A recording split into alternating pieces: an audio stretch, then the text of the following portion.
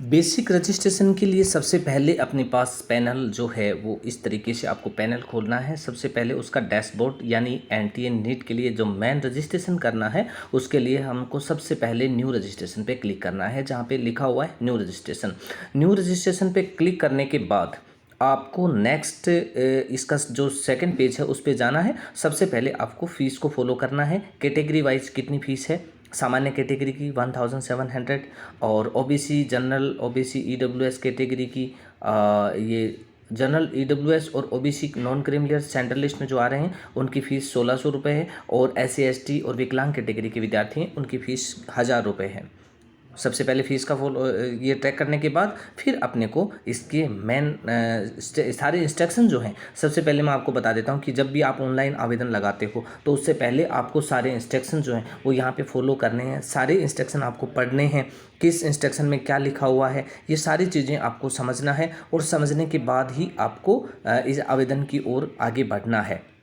सबसे पहले मैं आपको बता दूं कि इंस्ट्रक्शन में सबसे इम्पोर्टेंट चीज़ क्या होती है। इंस्ट्रक्शन में सबसे इम्पोर्टेंट चीज़ होती है कि आपके फ़ोटोग्राफ कितने केबी की होनी चाहिए। आपकी जो जेपीजी इमेज जो आप फ़ोटो ये साइन और सिग्नेचर और क्या बोलते हैं इसके ये जो अंगूठे का जो निशान है, मार्कशीट है 10th की, और एड्रेस प्रूफ के लिए आपको आधार कार्ड कितनी कितनी केबी में आपको यहाँ पे स्कैन करना है। सबसे पहले आपको यही चीज़ें सबसे महत्वपूर्ण होती हैं, जिसमें फ़ोटोग्राफ की साइज़ दी हुई है 10 केबी से लेकर 200 केबी तक। आप अपना जो वाइट बैकग्राउंड का फ़ोटो है वो उसको कैप्चर करना है, यानी कटिंग करके आपको रखना है। सिग्नेचर 4 केबी से लेकर 30 केबी तक। और पोस्ट कार्ड साइज़ जो फ़ोटो है उसकी साइज़ जो है वो कम से कम आपकी 10 केबी से लेकर 200 केबी तक होनी चाहिए। उसके बाद लेफ़्ट राइट अंगूठे के पाँचों अंगुलियों के यानी 10 अंगुलियों के निशान जो हैं वो आपको एक सफ़ेद कागज़ पर रखने हैं और उसको स्कैन करने हैं। 10th की ओरिजिनल मार्कशीट स्कैन होगी। उसके बाद जाति प्रमाण पत्र है वो भी ओरिजिनल स्कैन होगा।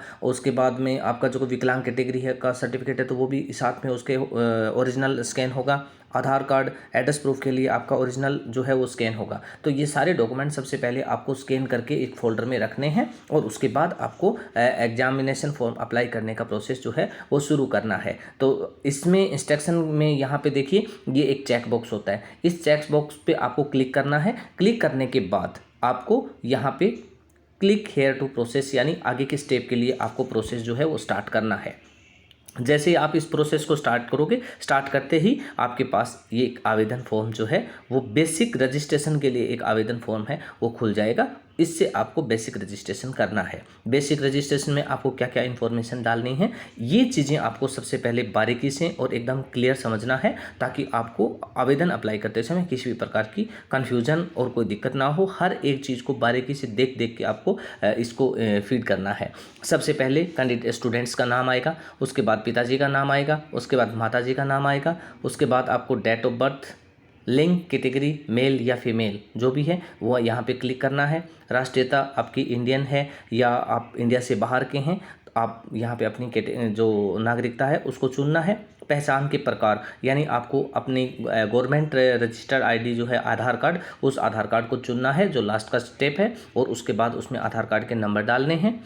आधार कार्ड के नंबर डालने के बाद आपको यहाँ पे बेसिक आपका जो परमानेंट एड्रेस है वो परमानेंट एड्रेस डालना है। एड्रेस में सबसे पहले आपको अपने गांव का नाम या अपने शहर का नाम या अपना वार्ड नंबर और आपकी पहचान लैंडमार्क क्या है वहाँ, और उसके बाद कंट्री कौन से देश से बिलोंग कर रहे हैं, कौन से राज्य से बिलोंग कर रहे हैं, कौन से डिस्ट्रिक्ट से बिलोंग कर रहे हैं, और पिन कोड नंबर आपके क्या हैं, ये इन्फॉर्मेशन इसमें डालनी है। डालने के बाद आपको अगले स्टेप पे यानी अगले स्टेप पे जाना है।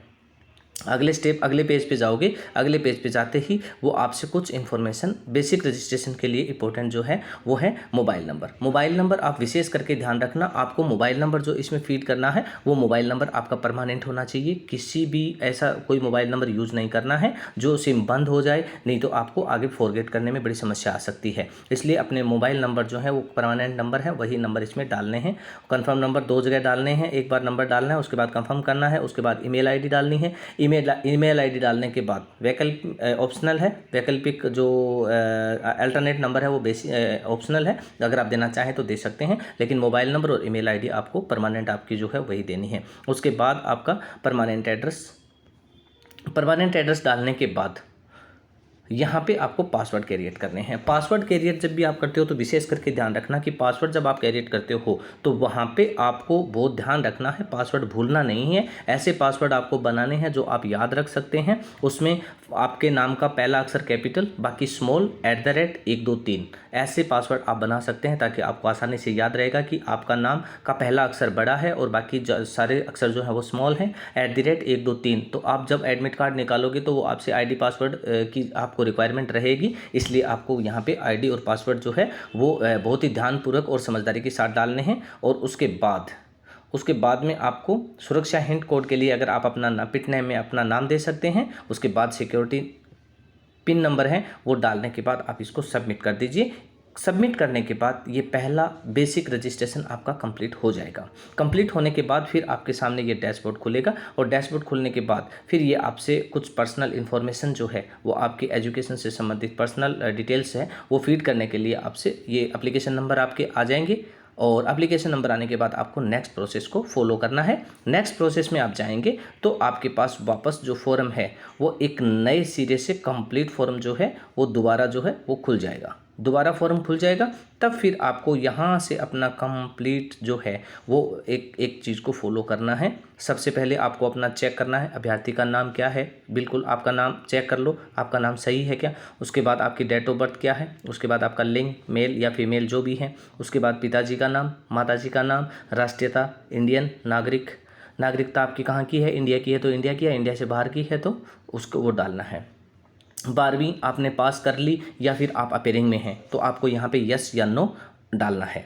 श्रेणी कैटेगरी, आप किस कैटेगरी से बिलोंग कर रहे हैं, आप जनरल ईडब्ल्यूएस से हैं या जनरल कैटेगरी से या ओबीसी, नॉन क्रीमिलियर या एससी एसटी, जो भी कैटेगरी आपकी वहाँ पे कैटेगरी श्रेणी को आपको चूज करना है। उसके बाद जो नेक्स्ट स्टेप है उसमें आपका दिया हुआ है कैटेगरी, यानी आपकी विकलांग कैटेगरी के बारे में पूछ रहा है कि अगर विकलांग कैटेगरी है तो आपको यस करना है, नहीं तो इसको नो करना है। क्या आपको मधुमेह है यानी आप डायबिटीज़ के रोगी हैं तो आपको यस करना है, नहीं तो आपको यहाँ पे नो करना है। निवास का जगह यानी आपका रेजिडेंस कौन से स्टेट से बिलोंग करते हैं, आप इंडिया में हैं अगर हैं तो कौन से स्टेट से बिलोंग कर रहे हैं, आपको अपनी स्टेट चॉइस करनी है। स्टेट चॉइस करने के बाद आपको आपकी फैमिली इनकम यानी आपके फादर्स और मदर्स की जितनी भी इनकम होती है उसकी साल की कितनी वैल्यू होती है उस वैल्यू को यहाँ पे डालना है कि आपकी टोटल इनकम, फैमिली की इनकम कितनी है। उसके बाद आप अलग संख्यक यानी माइनॉरिटी में हैं तो यस करना है, नहीं है तो नो करना है। निवास का देश, आप कौन सी कंट्री से बिलोंग करते हैं, इंडिया से अगर करते हैं तो इंडिया, अगर बाहर से कर रहे हैं तो बाहर से। उसके बाद आपका जो नीट का कोड है यानी नीट में जो एग्ज़ाम कोड होता है उसको आपको नो करना है कि आप कोड से बाहर नहीं जाएंगे, आप उसी के कोड के अधीन ही अपना जो है वो एग्ज़ाम देंगे। तैयारी का तरीका, आपने तैयारी कैसे की है, सेल्फ स्टडी की है या कोई कोचिंग संस्थान से आप स्टडी कर रहे हैं, उसकी कोई भी जो इन्फॉर्मेशन है वो इन्फॉर्मेशन आपको यहाँ पे डालनी है। उसके बाद आपको यहाँ पे कैप्चर कोड डालना है। कैप्चर कोड डालने के बाद आपको डाटा सेव करने हैं। डाटा सेव करने के बाद आप नेक्स्ट ऑप्शन में चले जाएंगे। नेक्स्ट ऑप्शन में जाएंगे, यहाँ से आपको पूछ रहा है कि क्या आपके पास आधार कार्ड अवेलेबल है। तो आजकल आधार कार्ड सबके पास अवेलेबल होता है और नहीं है तो आपको आधार कार्ड पहले बनवाना है। आधार कार्ड बनने के बाद ही आपको फॉर्म जो है वो कंप्लीट प्रोसेस में करना है। अगर आधार कार्ड है तो यहाँ पे आप सेलेक्ट में जाएंगे, यहाँ पे यस या नो पूछेगा तो आपको आधार कार्ड के लिए यस करना है। यस करने के बाद आप नेक्स्ट स्टेप पे जाएंगे। नेक्स्ट स्टेप पे जाएंगे, यहाँ पे आवेदन संख्या, क्या आपने इससे पहले कभी आधार का विवरण, आवेदन की संख्या, आधार का विवरण यानी आधार के नंबर डालने हैं। आधार के नंबर के बाद कैंडिडेट का नाम डालना है, कैटेगरी लिंग या फीमेल जो भी है, डेट ऑफ बर्थ आपकी क्या है वो डालनी है। डालने के बाद नेक्स्ट स्टेप पे आप जाएंगे, तब आपसे एग्जामिनेशन सेंटर की डिटेल्स आपसे पूछेगा, आपको एग्जामिनेशन सेंटर कहाँ कहाँ पे चाहिए। अगर आप अपने स्टेट से बिलोंग कर रहे हैं, जिस स्टेट से आप बिलोंग कर रहे हैं उसी स्टेट को सिलेक्ट करेंगे। माध्यम आपका क्या है, अप्लाई नीट, ये नीट का ही एग्ज़ाम है, नीट ही अप्लाई करना है आपको। उसके बाद इसका पेपर का माध्यम क्या है आपका, कौन से माध्यम से आप पेपर देना चाहते हैं। माध्यम मतलब हिंदी में या इंग्लिश में। तो आप अगर हिंदी से स्टडी कर रहे हैं तो आपको हिंदी का सब्जेक्ट डालना, ये मीडियम डालना है। अगर आप इंग्लिश से स्टडी कर रहे हैं तो आपको इंग्लिश का मीडियम डालना है। परीक्षा का राज्य, आप कौन से राज्य से परीक्षा दे रहे हैं। आप बेसिकली आप राजस्थान से हैं तो राजस्थान सेलेक्ट करेंगे। अगर आप दिल्ली से हैं तो दिल्ली सेलेक्ट करेंगे। अगर आप बिहार से हैं तो बिहार सेलेक्ट करेंगे। अगर आप मुंबई से हैं तो मुंबई को, महाराष्ट्र को सिलेक्ट करेंगे। उसके बाद आपसे 2 सेंटर चॉइस मांगेगा। आप जिस स्टेट से बिलोंग कर रहे हैं उस स्टेट में आपके पास कौन सा डिस्ट्रिक्ट है, उस डिस्ट्रिक्ट के लिए आप सेंटर का चॉइस कर सकते हैं। तो आपका जो भी नज़दीकी सेंटर है आप उसका सेंटर का जो है वो चॉइस आपको करना है। अभिभावक का ऑक्यूपेशन, यानी आपके पिताजी क्या काम करते हैं। आपके पिताजी गवर्नमेंट सर्वेंट हैं, आपके पिताजी प्राइवेट सर्विस करते हैं, या आपके पिताजी जो भी व्यवसाय करते हैं, कुछ भी नहीं करते हैं तो एग्रीकल्चर आप दिखा सकते हैं। आपके पिताजी की योग्यता या एजुकेशन क्या है, आप वो आपके पिताजी कहाँ तक पढ़े हैं उसकी डिटेल्स डालनी है। आपकी माताजी का ऑक्यूपेशन क्या है, वो हाउस वाइफ हैं या फिर गवर्नमेंट जॉब में हैं, उसको सिलेक्ट करना है। उसके बाद उनकी योग्यता क्या है, उसको योग्यता को सिलेक्ट करना है। उसके बाद कैप्चर कोड डालना है। कैप्चर कोड डालने के बाद आपको इसको सेव करना है और नेक्स्ट पेज पे जाना है। नेक्स्ट पेज पे जाएंगे, आपके पास क्वालिफिकेशंस, यानी सबसे पहले आपको 10th की डिटेल डालनी है। 10th की पूरी प्रोसेस जो है वो आपको यहाँ पे कंप्लीट डालनी है। सबसे पहले आपने कौन सी साल में उत्तीर्ण किया है 10th का, उसके बाद में फिर आपने इसकी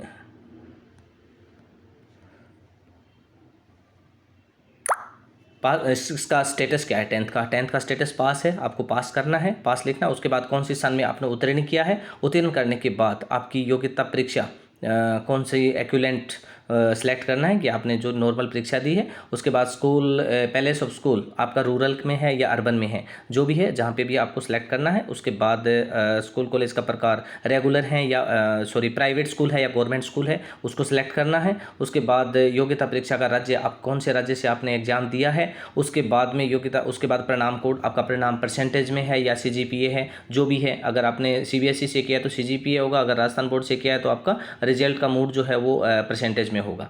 और उसके बाद आपको उसकी पूरी डिटेल्स डालनी है। आपको 10th में 600 में से कितने या 500 में से आपने कितने प्राप्त किए। उसके बाद आपके रोल नंबर डालने हैं। रोल नंबर डालने के बाद में आपको अपने स्कूल का नाम डालना है। उसके बाद स्कूल के पिन कोड, जिस एरिया में आपकी स्कूल है वहाँ का पिन कोड नंबर कितना है। पिन कोड की कन्फ्यूजन काफ़ी विद्यार्थियों को रहती है, तो मैं सभी विद्यार्थियों को बता देता हूँ कि पिन कोड का मतलब क्या होता है। पिन कोड का मतलब होता है कि आप जिस स्टेट के, जिस डिस्ट्रिक्ट से, जिस गांव से या किसी शहर से अगर आप स्टडी कर रहे हैं, उस जगह की लोकेशन के पिन कोड नंबर क्या होते हैं। पिन कोड पोस्ट ऑफिस के पिन कोड होते हैं, वही आपको सिलेक्ट करने हैं। जैसे 331029 राजस्थान के किसी डिस्ट्रिक्ट, किसी गांव के पिन कोड नंबर है, तो वैसे ही आपके गांव के pin code number, post office के जो कोड होते हैं वो क्या है, वही डालने हैं। उसके बाद क्लास 11th की डिटेल्स जो है वो नोट अप्लीकेबल भी कर सकते हैं अगर आपके पास में अवेलेबल है। तो जैसे आपने 10th के डाटा फीड किए थे, वैसे सेम टू सेम आपको 11th के डाटा फीड करने हैं। ठीक उसी तरह आपको 12th के डाटा जो है वो फीड करने, सारी इन्फॉर्मेशन आपको यहाँ पे अपलोड करनी है। अगर आपकी 12th अपेयरिंग में है तो आप अपेयरिंग को सिलेक्ट करेंगे तो काफ़ी हाईलाइट क्लोज हो जाएंगे। जो आपको वर्तमान में रिक्वायरमेंट होती है वो सारे हाईलाइट बंद हो जाएंगे। उसके बाद में आप जो रिक्वायरमेंट है, कौन सी स्कूल से कर रहे हैं, उनकी सारी इन्फॉर्मेशन आपको 12th की यहाँ पर अपडेट करनी है। सारी डिटेल्स आपको, अगर आपके पास मार्कशीट है तो मार्कशीट से कंप्लीट डिटेल अपडेट करेंगे। अगर मार्कशीट आपके पास अवेलेबल नहीं है तो फिर आप उसमें अपेयरिंग में डालेंगे तो कुछ काफ़ी हाईलाइट जो है वो क्लोज हो जाएंगे। जो स्कूल का नाम, पिन कोड नंबर वगैरह जो भी है वो आपको देने हैं और आपको अपेयरिंग अप्लाई करना है। अगर आप इस साल 12th पास कर रहे हैं, ऑलरेडी कर चुके हैं, तो फिर आप यहाँ पे जो है अपनी इन्फॉर्मेशन डाल सकते हैं। उसके बाद कैप्चर कोड डालने हैं। कैप्चर कोड डालने के बाद आपको सेव और नेक्स्ट पेज पे जाना है। नेक्स्ट पेज में जाएंगे। नेक्स्ट पेज में जाने के बाद आपसे पूछेगा कि क्या आप 2 भाई बहन जुड़वा हैं। अगर हैं तो यस, अप्लाई, ये परीक्षा दे रहे हैं तो आपको यस करना है, अगर नहीं है तो नो करना है। इससे पहले आपने कितनी बार नीट को अटैम्प्ट किया है, कितनी बार अटैम्प्ट किया है। जितनी बार अटैम्प्ट किया है आप उसका जो है वो उसमें डाल सकते हैं। कितनी बार शामिल हुए, 1 बार, 2 बार, 3 बार आपने अटैम्प्ट किया है, उसकी इन्फॉर्मेशन आपको यहाँ पे डालनी है। जन्म स्थान आपका कहाँ का है। उसके बाद कौन से राज्य से बिलोंग कर रहे हैं। इंडिया से अगर आपका है, राजस्थान, कौन से डिस्ट्रिक्ट से आपका जन्म हुआ है, उस डिस्ट्रिक्ट का आपको नाम डालना है। उसके बाद कैप्चर कोड डालने। कैप्चर कोड डालने के बाद डाटा को सेव करना है और सेव करने के बाद आपको नेक्स्ट पेज पे जाना है। उसके बाद इमरजेंसी कॉन्टैक्ट डिटेल्स, सबसे महत्वपूर्ण चीज़ है इमरजेंसी कॉन्टैक्ट डिटेल्स। कई बार क्या होता है कि अपने पास कुछ इन्फॉर्मेशन, अपने जो सिम वगैरह बंद हो जाती है या अपने ईमेल आईडी के कुछ पासवर्ड लॉस हो जाते हैं, तो अपने को एक या फिर अपनी इन्फॉर्मेशन नहीं पहुंचती है, तो अपने अभिभावक यानी पिता की या माता की या भाई की, किसी की भी ईमेल आईडी और मोबाइल नंबर आपको यहाँ पे यूज करना है। क्योंकि आपको अल्टरनेट नंबर के जरिए, अगर आप ट्रैक नहीं हो पा रहे हैं एनटीए अगर आपको कोई इन्फॉर्मेशन देना चाहता है, यानी नीट डिपार्टमेंट अगर आपको कोई इन्फॉर्मेशन देना चाह रहा है और इन्फॉर्मेशन आप तक नहीं पहुंच पा रही है, तो वो अल्टरनेट नंबर का यूज करेंगे। तो उस समय आपके पास अल्टरनेट, आपके पास जो नंबर देंगे वो बिल्कुल करेक्ट देंगे, ताकि आपके पास ये सूचना पहुंच सके। तो यहाँ पे देश का कोड इंडिया, उसके बाद मोबाइल नंबर, ईमेल आईडी और सिक्योरिटी हिट डालने के बाद आपको ओटीपी वेरीफाई करना है। जो अल्टरनेट नंबर और ईमेल आईडी आप डालेंगे उसमें आपके पास ओटीपी आएगी, ईमेल पे भी और मोबाइल नंबर पे। उसको वेरीफाई करना है और वेरीफाई करने के बाद फिर आपको नेक्स्ट स्टेप पे जाना है। नेक्स्ट स्टेप पे जाने के बाद आपको वन टाइम पासवर्ड, यानी एक बार फिर से यहाँ पे कंट्री कोड डालना है। कंट्री कोड डालने के बाद ईमेल आईडी, दोनों ओटीपी यहाँ पे इस स्टेप पे आपको वेरीफाई करना है। और वेरीफाई करने के बाद आप नेक्स्ट पेज पे पहुँच जाएंगे। नेक्स्ट पेज सबसे इम्पोर्टेंट, सबसे महत्वपूर्ण ये पेज है, जहाँ पे आपको डॉक्यूमेंट अपलोडेड करने हैं, यानी डॉक्यूमेंट को अपलोड करना है। अब डॉक्यूमेंट को अपलोड करने से सबसे पहले आपको अपना पासपोर्ट साइज फोटोग्राफ अपलोड करना है, जिसकी साइज़ 10 KB से लेकर 200 KB तक होना चाहिए। यानी फ़ोटो की क्वालिटी जो है वो बहुत ही क्लीन और अच्छी होनी चाहिए, ताकि आप की पहचान जो है वो आसानी से की जा सके। दोनों हाथ की अंगुलियों के निशान, दाएं और बाएं, लेफ्ट और राइट, दोनों हाथों की अंगुलियों के निशान वाइट पेज पे आपको छापना है। और छापने के बाद उस पर लेफ़्ट और राइट लिखना है। लिखने के बाद उसकी कॉपी को स्कैन करना है। और स्कैन करने के बाद जेपीजी इमेज में 10 KB से लेकर 200 KB तक इसकी साइज़ को तैयार करना है और साइड पे अपलोड करना है। उसके बाद सिग्नेचर जो हैं वो 4 KB से लेके 30 KB तक आप स्कैन करके इसमें अपलोड कर सकते हैं। पोस्ट कार्ड साइज फ़ोटो, ये पासपोर्ट साइज से बड़ी साइज़ होती है, 4x6 की जो फ़ोटो है उसको स्कैन करना है। और स्कैन करने के बाद इसको 10 KB से लेके 200 KB तक आप इसकी एक क्वालिटी वाइज साइज़ बना के इसमें अपलोड करनी है, आप कर सकते हैं। उसके बाद दिव्यांगजन प्रमाण पत्र, अगर कोई विद्यार्थी विकलांग है और नीट फाइट कर रहा है और उसके पास में अगर 40% अबव का अगर विकलांग का सर्टिफिकेट है, तो वो अपना ओरिजिनल सर्टिफिकेट जो है वो स्कैन करके इसमें अपलोड करेंगे। और अपलोड करके नेक्स्ट 10th की ओरिजिनल मार्कशीट को स्कैन करना है। और स्कैन करके उसको 50 से लेके 300 KB की PDF फाइल, इससे पहले दिव्यांगजन का जो मैंने सर्टिफिकेट बताया था वो सर्टिफिकेट भी आपको PDF बनाना है। PDF की साइज़ जो है वो 50 KB से लेकर 300 KB तक, मिनिमम 50 KB और हाईएस्ट 300 KB की PDF फाइल होनी चाहिए। 10th की मार्कशीट है उसकी भी 50 KB से लेकर 300 KB तक उसकी साइज़ होनी चाहिए। उसके बाद आपका एड्रेस प्रूफ के लिए आप अपना आधार कार्ड यूज कर सकते हैं। फ्रंट साइड और बैक साइड दोनों में आप आधार कार्ड को यूज़ कर सकते हैं, जिसकी PDF की साइज़ 50 KB से लेकर 300 KB तक होनी चाहिए। इनको सबको आपको अपलोड करना है। अपलोड करने के बाद आपका कंप्लीट फॉर्म जो है वो प्रीव्यू हो जाएगा, यानी पूरा कंप्लीट फॉर्म जो है वो खुल जाएगा। अब आपको कंप्लीट फॉर्म को एक एक चीज़ को बारीकी से चेक करना है। कहीं आपने ऑनलाइन डाटा एंट्री करते समय किसी भी प्रकार की कोई गलती तो नहीं कर दी है, किसी भी प्रकार की कोई त्रुटि तो नहीं है, कहीं आपका सिलेक्शन हो जाए और उसके बाद इसमें कुछ गलती निकल जाए।